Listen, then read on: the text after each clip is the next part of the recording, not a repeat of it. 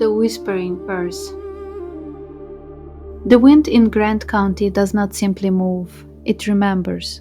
It drifts through canyons like a patient archivist, brushing away millennia of red dust until the bones of the land lie exposed beneath the noon sun.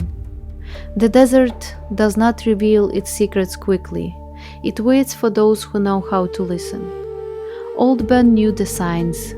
He sat on the tailgate of a sun-bleached truck, the metal warm beneath him, a worn rock hammer resting against his knee.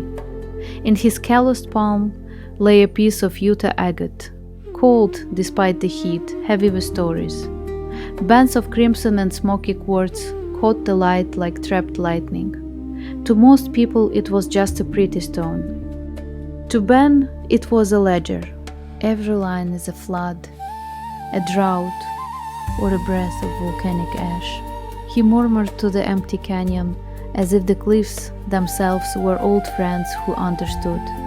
A mile away, down in the gray-green layers of the Morrison Formation, his granddaughter Maya worked in a different chapter of time. She didn't search for gems, she searched for the architecture of life. With a fine brush, she swept away a thin layer of shale.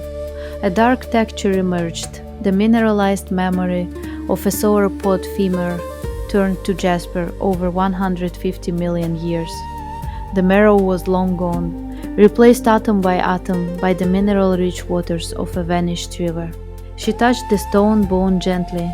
It felt like a bridge between the living past and the enduring present. As the sun dipped below the canyon rim, painting the cliffs in copper and violet, Maya walked back to the truck. She placed the fossil fragment beside Ben's agate. The two pieces clinked softly, a sound like time acknowledging itself. One was born in the hollows of volcanic fire, the other was the remnant of a giant that once walked this land, both transformed by the slow alchemy of earth and patience. "Found a piece of history," Maya said, wiping the dust from her brow. Ben smiled, lifting both treasures in his hands. "In Utah," he said. "History and the dirt are the same thing.